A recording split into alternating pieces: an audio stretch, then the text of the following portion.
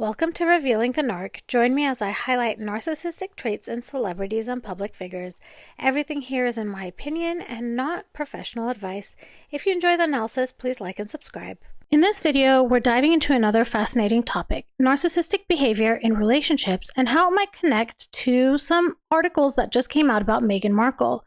A quick note, I'm not a therapist, but I've spent my entire life around narcissists. I even married one, so I've learned a lot about their patterns and behaviors, so let's break this down. News recently broke about Meghan and Harry's strained relationship with the Beckhams, who were former friends and were seen last week at a royal state banquet. Apparently, this felt like a betrayal to the Sussexes.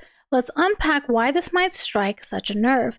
This, to me, hits close to home because I've had so many relationships with people where they would tell me, well, I'm not talking to them, so you shouldn't talk to them either. Or if you continue talking to them, I won't ever talk to you. We've seen this all the time. And this is why this hits close to home. So let's get into the article. The article is titled, Meghan Markle and Prince Harry Feel Betrayed Following Tough Week. The Duke and Duchess of Sussex have been living in California since they announced they were stepping down as senior working royals. It was published on December 7th. I actually read that as July 12th. I'm like, oh my gosh, I got the wrong article. But no, that's December 7th. The article begins, Meghan Markle and Prince Harry feel betrayed after neighbors and past colleagues slammed the couple in a new German documentary, according to a royal source.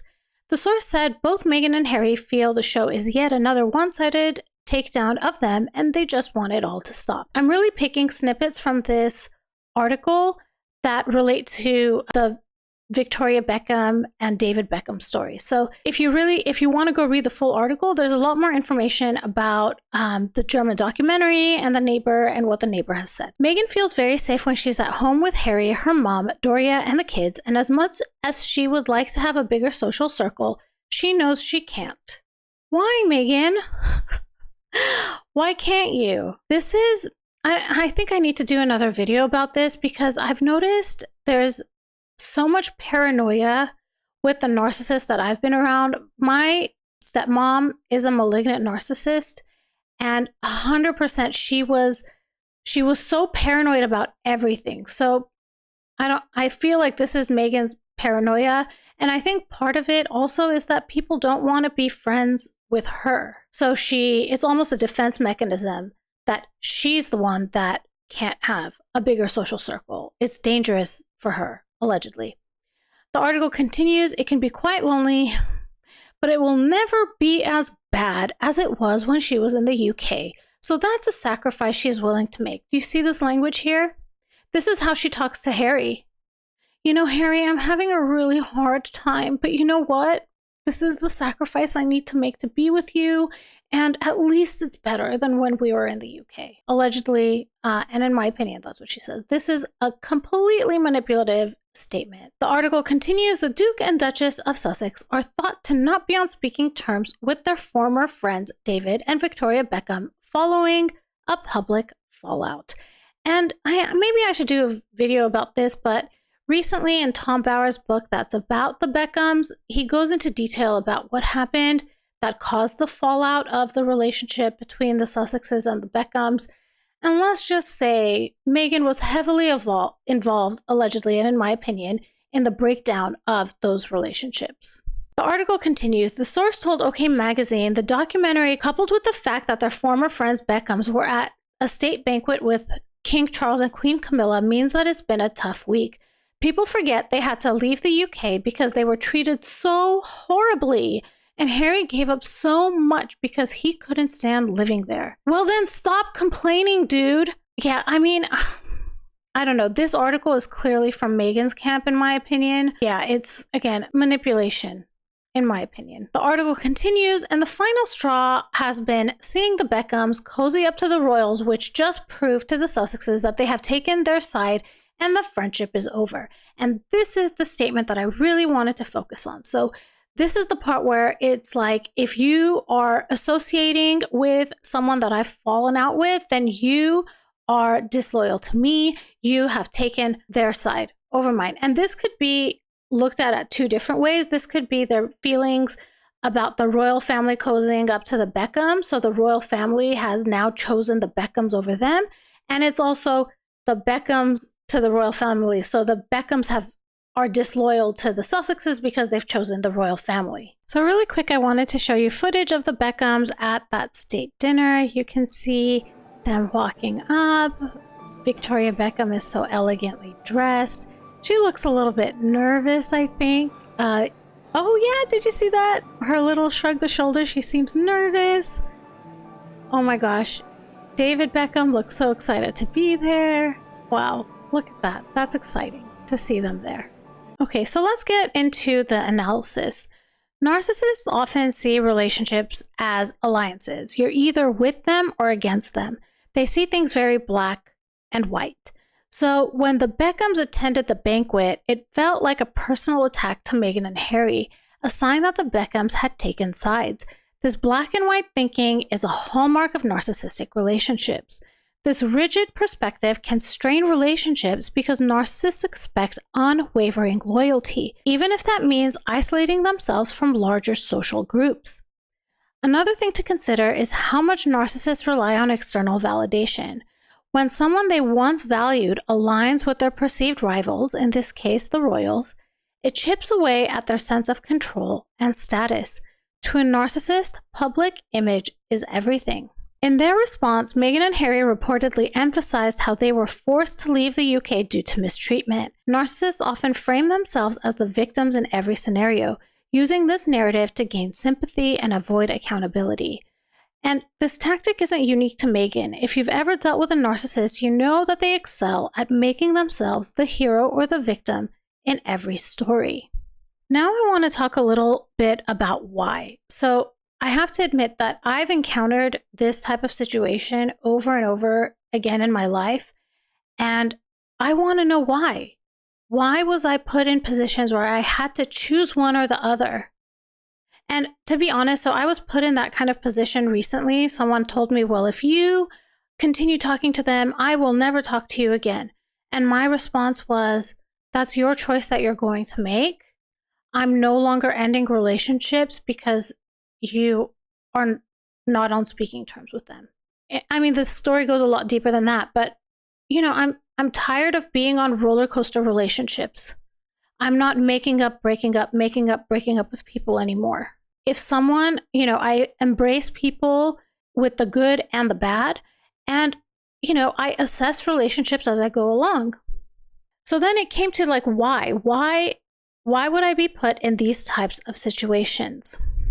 Narcissists often want you to stop talking to someone when they stop talking to them because it reinforces their sense of control, loyalty, and dominance in your relationship with them. So in terms of control over relationships, narcissists thrive on controlling their environment, and this extends to the people that are around them. If they've cut ties with someone, they expect you to do the same as a show of allegiance.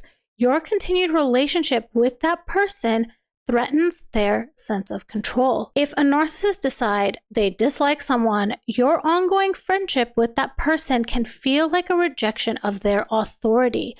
They want to ensure that everyone around them conforms to their narrative. I'm curious to know if any of you have encountered this. Feel free to drop them in the comments, or any stories you want to share, feel free to drop them in the comments. Another reason for this is reinforcement of loyalty. To a narcissist, loyalty often means unconditional agreement with their actions and opinions. If you maintain a relationship with someone that they've, in quotation marks, discarded, which is part of the narcissistic cycle, they may interpret this as betrayal. And a way to survive this is to set boundaries early. Let them know you value your own relationships and won't base them on someone else's grievances. And if someone backs you into the corner like that, where it's, if you don't stop talking to them, I will stop talking to you, that is a manipulation, and that is a relationship that's based upon condition. It's conditional love, and I no longer want conditional love. I am no longer a circus act for people. I am not there to entertain people. I am there to form deep bonds and connections with people. And I won't be on this roller coaster anymore. Oh my gosh, you can see why this topic is so like, oh my gosh, it's so interesting to me. And I've just been through it so many times. It's hard. It's hard. Like, I have all of these flashbacks coming back. A third reason why they may do this is that they want to maintain the villain narrative. So they want to make sure that the person that they're not talking to anymore can be considered a villain. Narcissists often create black and white narratives where they are the victim and the other person is the villain. So if you continue speaking to someone that they've cut off, you disrupt this narrative and it makes them feel invalidated. So they may say things like, how can you talk to them after what they did to me, even if nothing was actually done? A fourth reason for this could be a fear of losing power. Narcissists often view relationships as tools for maintaining power. If you're still in contact with someone that they've removed from their circle, they may fear you'll align with that person against them. And this goes back to that paranoia thing. Narcissists often feel like they're about to lose control or, that there might be doom around the corner. So they truly do have this fear that you'll align with them. So this might turn into gossiping or smearing of the person to manipulate you into cutting ties. This actually reminds me of one of the videos I did recently about Meghan and her relationship with Sarah Rafferty. Around the time that Harry and Meghan got engaged, Meghan was having quite a bit of conflict with her Suits coworkers. One of them was with Sarah Rafferty. So at the time, Meghan had a merchandising agent named Lori Sale.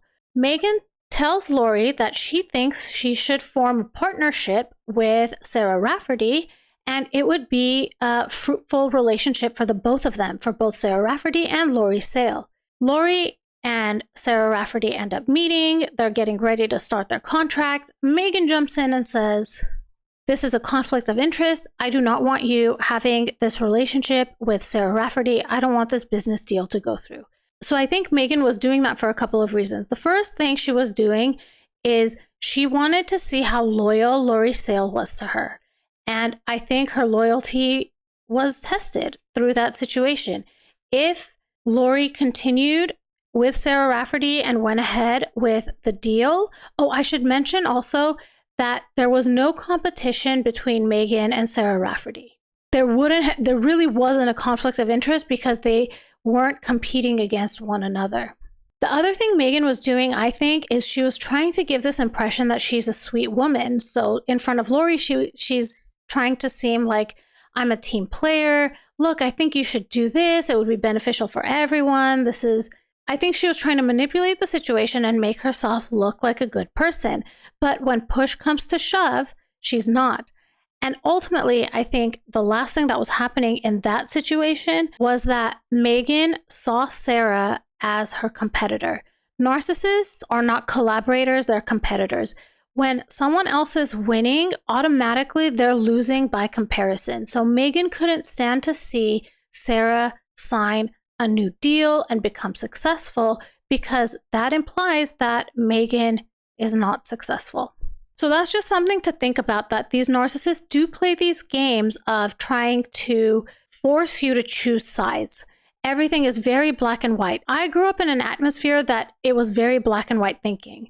And a big part of my therapy has been trying to start seeing in the gray. In my experience, narcissists try to paint things as either black or white. And so I grew up with this really black or white mentality. You're either this or you're that. You're either for us or you're against us. You're either good or you're bad, right? You're either a wonderful person or you're an awful person. Your intentions are either good or evil. And life isn't like that. A lot of the world is actually in the gray. Part of my therapy has actually been to live in the gray, to not have these extreme types of thinking. I wonder if any of you have experienced that also. This has been a game changer for me and my life, to be quite honest. Let's go to another reason why narcissists often want you to stop talking to someone when they are not talking to them anymore. They will often try to isolate people in their lives in order to ensure dependency. By dictating who you can and can't talk to, they further isolate you from potential sources of support or differing perspectives. The more isolated you are, the more influence the narcissist has over your thoughts and decisions. That's really important to remember. A sixth reason is jealousy and insecurity. Narcissists struggle with insecurity, even if they appear confident. If you maintain a relationship with someone that they've rejected, it might trigger their jealousy or fear of being replaced in your life. They might say something like, "You must like them more than me," or create drama to regain your attention. Here are a couple of tips on how to handle this behavior. The first is stay neutral. Avoid taking sides. You can validate their feelings without cutting off your relationships with other people. Number 2, communicate boundaries. Let them know your relationships are your choice and don't depend on their opinions. Number 3, avoid engaging in drama. Don't get sucked into their smear campaigns or gossip about the other person. And if you do, they might use this against you. So just something to be cautious of. And finally, seek support. Surround yourself with people who respect your autonomy in relationships. Whether it's a neighbor, a friend, or even a partner that shows these patterns, it's important to set boundaries, limit emotional engagement, and focus on protecting your peace. I think this article is a great example to reflect on how narcissistic traits can shape relationships. I'm curious to know, what do you think about this situation? Let me know in the comments. And don't forget to like, share, and subscribe for more insights. Thank you for listening, and I will talk to you all soon. Goodbye.